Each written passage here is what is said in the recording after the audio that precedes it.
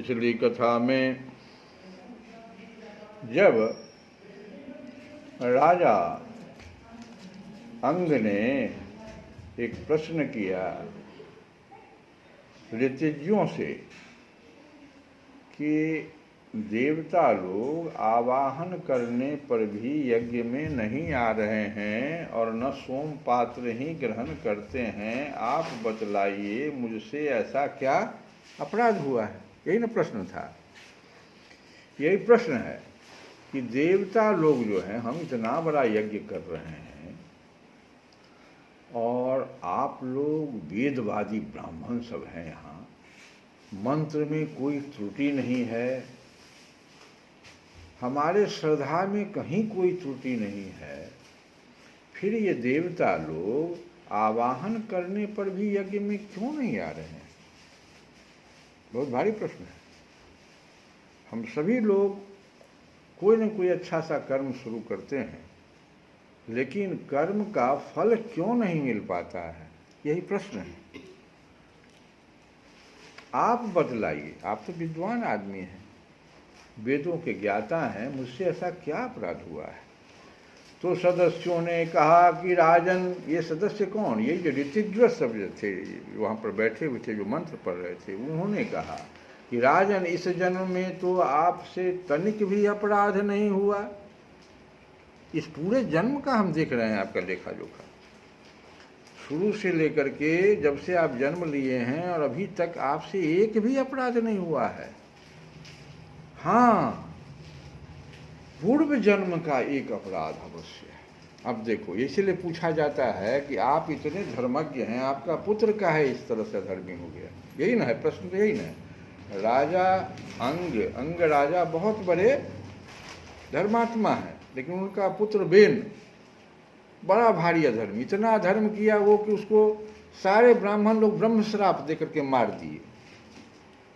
राजा था, इसके बाद पिता घर छोड़ के चला गया। तो ये प्रश्न उठ गया बहुत भारी कि इतना बड़ा महात्मा का ऐसा धर्मी पुत्र कैसे हो गया। इसी का जवाब दे रहे हैं कि इस जन्म में नहीं हुआ है आपसे, पूर्व जन्म में एक अपराध आपसे हुआ है, जिसके कारण आप ऐसे सर्वगुण संपन्न होने पर भी पुत्रहीन हैं। पुत्र होने के बावजूद भी आपका पुत्र तो मारा गया, पुत्रहीन हो गए। आपका कल्याण हो, और राजा हैं इसलिए बोलने से पहले एक तरीका होता है, आपका कल्याण हो, इसलिए पहले आप जो कह रहे हैं कि पहले आप सुपुत्र प्राप्त करने का कोई उपाय कीजिए। देखो ये पुत्र का कितना महत्व है, समझो इस बात को। अगर आपका पुत्र सुपुत्र नहीं है तो आप अगर यज्ञ कीजिएगा ना, तो उसका फल आपको नहीं मिलने वाला है। इसीलिए बता रहे हैं कि सबसे पहले तो आप सुपुत्र प्राप्त करने का कोई उपाय कीजिए, अन्यथा आपका ये जीवन बेकार चला जाएगा। यदि आप पुत्र की कामना से यज्ञ करेंगे तो भगवान यज्ञेश्वर आपको अवश्य पुत्र प्रदान करेंगे। जब संतान के लिए साक्षात यज्ञ पुरुष श्री हरि का आवाहन किया जाएगा, तब देवता लोग स्वयं ही अपना अपना यज्ञ भाग ग्रहण करेंगे। भक्त जिस जिस वस्तु की इच्छा करता है, श्री हरि उसे वही वही पदार्थ देते हैं। उनकी जिस प्रकार आराधना की जाती है, उसी प्रकार उपासक को फल भी मिलता है। इस प्रकार राजा अंग को पुत्र प्राप्ति कराने का निश्चय कर ऋतिज्यों ने पशु में यज्ञ रूप से रहने वाले श्री विष्णु भगवान के पूजन के लिए पुरोडास नामक चरु समर्पण किया। अग्नि में आहुति डालते ही अग्निकुंड से सोने के हार और शुभ वस्त्रों से विभूषित एक पुरुष प्रकट हुए। वे एक स्वर्ण पात्र में सिद्ध खीर लिए हुए थे। उदार बुद्धि राजा अंग ने याजकों की अनुमति से अपनी अंजलि में वह खीर ले ली और उसे स्वयं सूंघ कर प्रसन्नता पूर्वक अपनी पत्नी को दे दिया। पुत्रहीना रानी ने वह पुत्र प्रदायिनी खीर खाकर अपने पति के सहवास से गर्भ धारण किया। उससे यथा समय उसके एक पुत्र हुआ। वह बालक बाल्यावस्था से ही अधर्म के वंश में उत्पन्न हुए अपने नाना मृत्यु का अनुगामी था। सुनीता मृत्यु की ही पुत्री थी, तो नाना हुए। सुनीता से इनकी शादी थी, तो उसके नाना जो थे वे उसके गुण को लेकर के या हुआ बालक बाल्यावस्था से ही अधर्म के वंश में उत्पन्न हुए अपने नाना, उनका नाना जो था मृत्यु को अधर्म ही माना जाता है, सबको मार रहा है। तो नाना उसके जो थे सुनीता जो थी तो वो मृत्यु की ही पुत्री थी, जो उसके नाना थे, तो वो अपने नाना का अनुगामी हो गया, सबको मारने लगा। कहा जो हमारे नाना मारते थे, पिता क्या कर रहे हैं सुने, हमारा नाना मारते थे इसलिए हम सबको मारेंगे, इसलिए वह भी अधार्मिक ही हुआ। अब लोग वह दुष्ट बालक धनुष बाण चढ़ाकर वन में जाता और व्याधे के समान बेचारे भोले भाले हरिणों की हत्या करता। उसे देखते ही पूर्ववासी लोग बेन आया, उसका नाम जो बेन पड़ गया, तो पूर्ववासी मतलब हुआ कि जहाँ पर वो हत्या करता था वहाँ के जो जंगली लोग सब थे वो लोग उसको देखते कहते थे बेन आ गया, बेन आ गया कहकर पुकार उठते। वह ऐसा क्रूर और निर्दयी था कि मैदान में खेलते हुए अपनी बराबरी के बालकों को पशुओं की भांति बलात्कार से मार डालता। बेन की ऐसी दृष्टि दुष्ट प्रकृति देखकर महाराज अंग ने उसे तरह तरह से सुधारने की चेष्टा की, परंतु वे उसे सुमार्ग पर लाने में समर्थ नहीं हुए। इससे उन्हें बड़ा ही दुख हुआ। वे मन ही मन कहने लगे, जिन गृहस्थों के पुत्र नहीं हैं उन्होंने अवश्य ही पूर्व जन्म में श्री हरि की आराधना की होगी, इसी से उन्हें कुपूत की करतूतों से होने वाले असह क्लेश नहीं सहने पड़ते, जिसकी करनी से माता पिता का सारा सुयश मिट्टी में मिल जाए, उन्हें अधर्म का भागी होना पड़े, सबसे विरोध हो जाए, कभी न छूटने वाली चिंता मोल लेनी पड़े और घर भी दुखदायी हो जाए, ऐसी नाम मात्र की संतान के लिए कौन समझदार पुरुष ललचाएगा। अब बेन ये सोच रहे हैं कि जिसको पुत्र नहीं है, गृहस्थाश्रम में पुत्र नहीं है, वो तो हमसे अच्छा है, ये क्या हो गया, हमको सिर्फ कष्ट ही कष्ट दे रहा है, हमको सारा माता पिता का सुयश मिट्टी में मिला रहा है, अधर्म का भागी हमको बना रहा है, सबसे विरोध हो जाएगा, घर भी दुखदायी हो जाएगा, ऐसे नाम मात्र की संतान के लिए कौन समझदार पुरुष ललचावेगा। वह तो आत्मा के लिए एक प्रकार का मोहमय बंधन ही है। मैं तो सपूत की अपेक्षा कुपूत को ही अच्छा समझता हूँ, क्योंकि सपूत को छोड़ने में बड़ा क्लेश होता है और कुपूत घर को नरक बना देता है, इसलिए उससे सहज ही छुटकारा हो जाता है।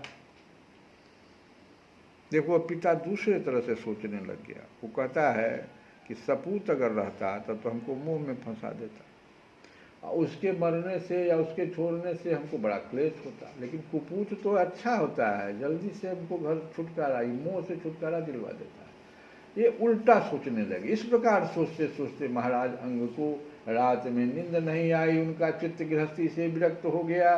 वे आधी रात के समय बिछौने से उठे। इस समय बेन की माता नींद में बेसुध पड़ी थी। राजा ने सबका मोह छोड़ दिया और उसी समय किसी को भी मालूम न हो, इस प्रकार चुपचाप उस महान ऐश्वर्य से भरे राजमहल को छोड़कर वन को चल दिए।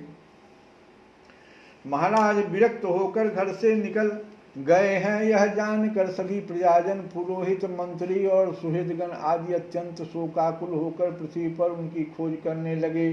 ठीक वैसे ही जैसे योग का यथार्थ रहस्य न जानने वाले पुरुष अपने हृदय में छिपे हुए भगवान को बाहर खोजते हैं।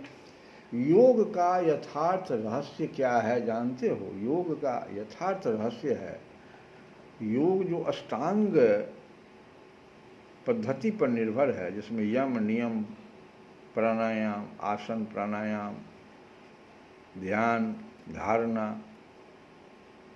समाधि तक जो है 8 जो है चरण उसके, तो इसका वास्तव में यहाँ प्राणायाम तक जब आदमी पहुँचता है, तो यम और नियम का पालन करते हुए आसन संभालता है और प्राणायाम पर जब जाता है तो उसको जो है ना वो बाहर मुखी के बाहरी जो उसका जो इंद्रिय है वो कहे ना, हम कल बताए थे परसों कि जीव जो है उसको एक तरफ संसार है, दूसरी तरफ परमात्मा है। तो बाहरी उसकी जो दृष्टि है वो संसार की तरफ है और अंतर्दृष्टि जो है वो परमात्मा की तरफ कहलाती है। तो योग के द्वारा प्राणायाम साधने से वह अपने हृदय में विराजमान परमात्मा की तरफ उसकी दृष्टि चली जाती है।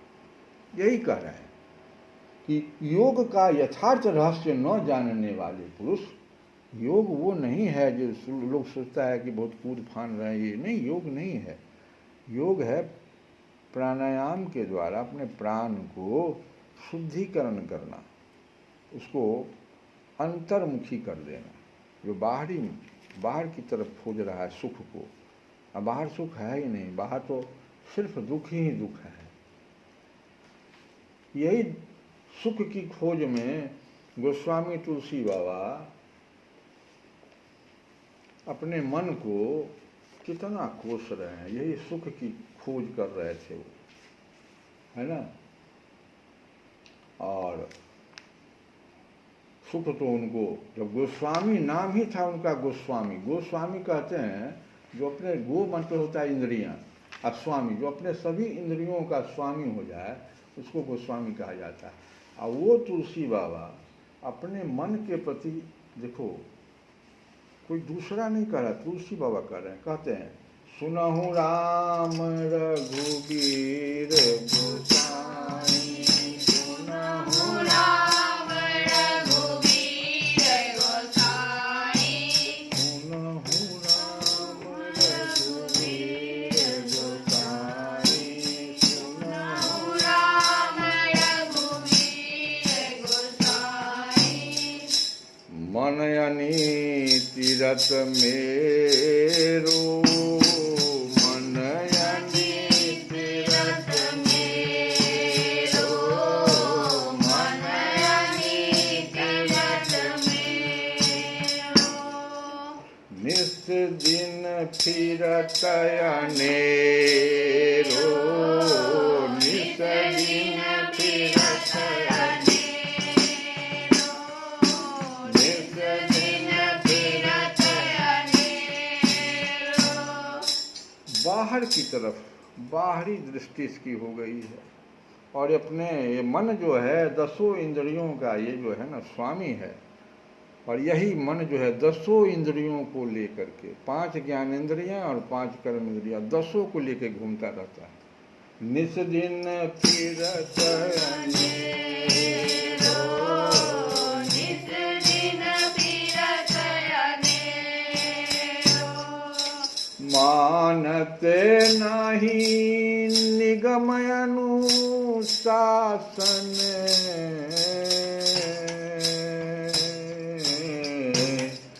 त्रासन काहू फेरो, त्रासन काहू फेरो।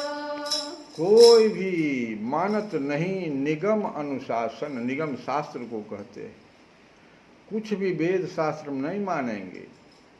और त्रास न काहू के, किसी का डर भी हमको नहीं है, मन कहता है। गोस्वामी बाबा का मन, गोस्वामी बाबा अपने अनुभव को विनय पत्रिका में व्यक्त कर रहे हैं। सोचो, दूसरे आदमी के मन के बारे में नहीं कह रहे हैं, भगवान से कह रहे हैं।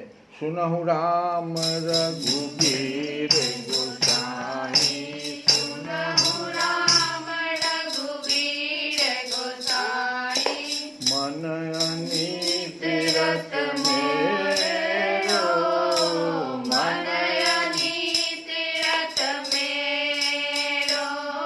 आगे तुलसी बाबा इसी मन के बारे में कहते हैं कि सकुचत हों श्री राम कृपा निधि,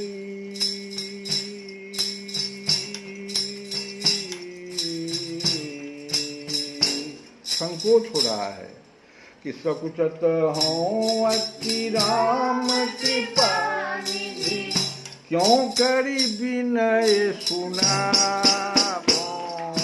मन अनी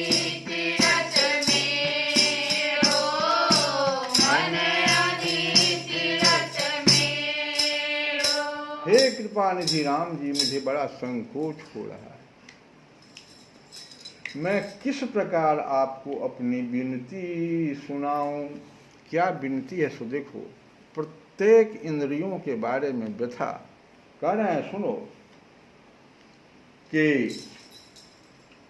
सबसे पहले आँख के बारे में कहते हैं कि ये आँख जानता है, ये नेत्र खूब जानता है, इस बात को अच्छी तरह से जानता है कि संपूर्ण जड़ चेतन भगवान श्री हरि का ही रूप है।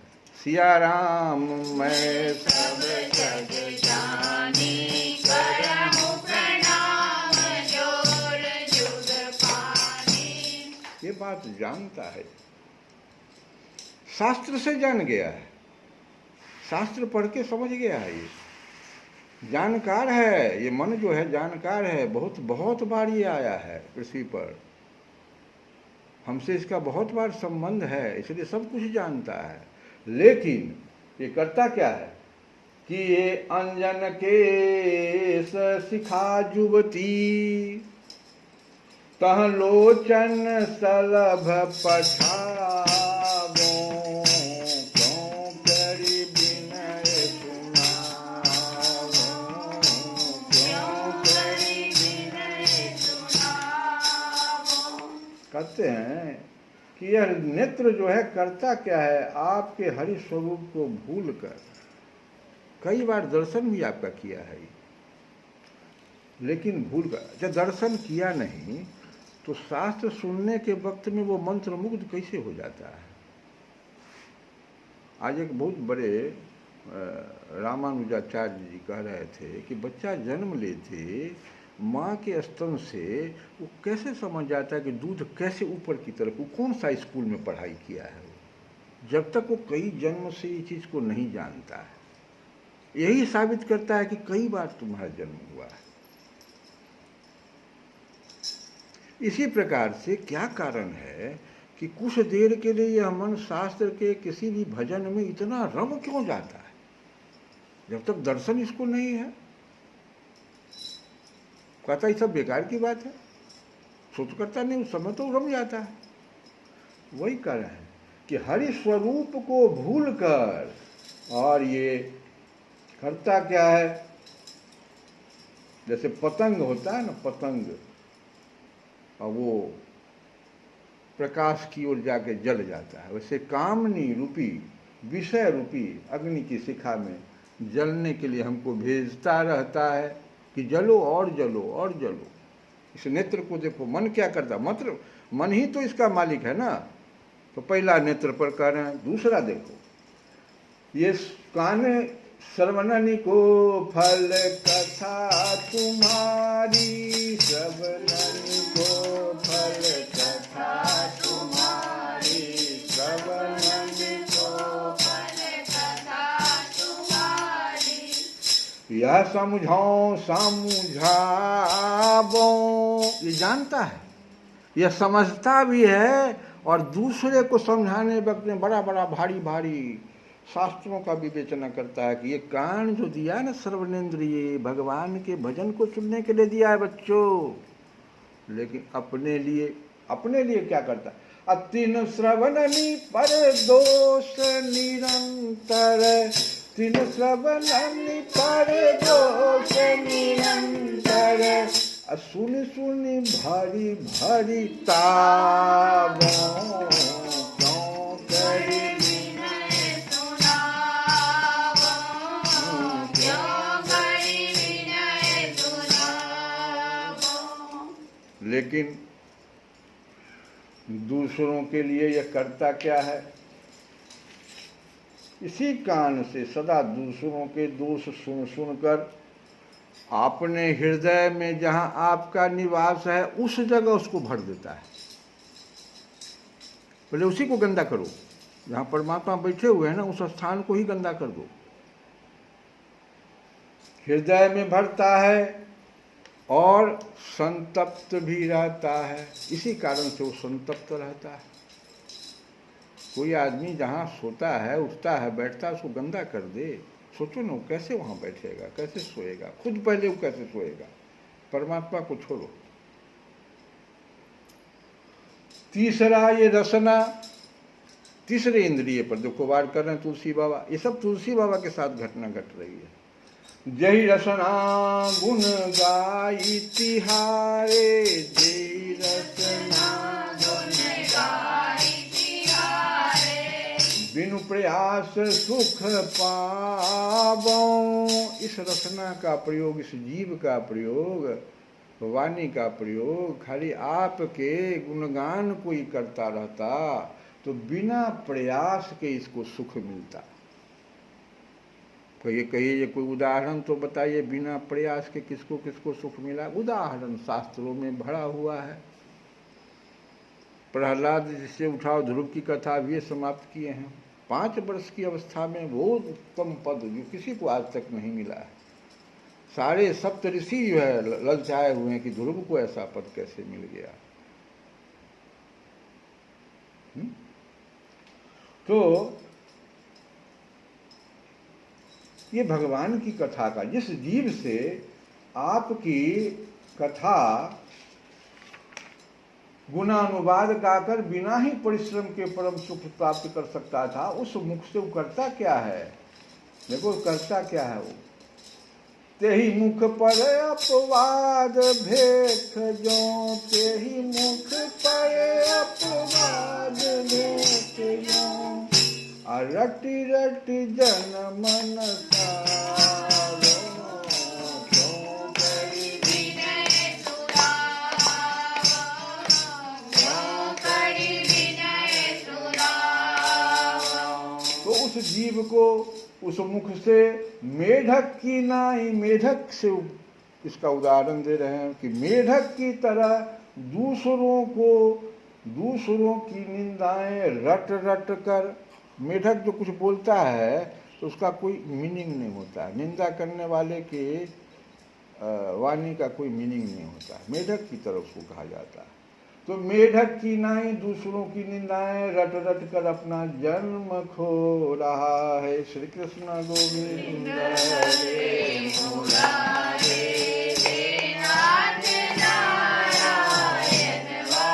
वासुदेव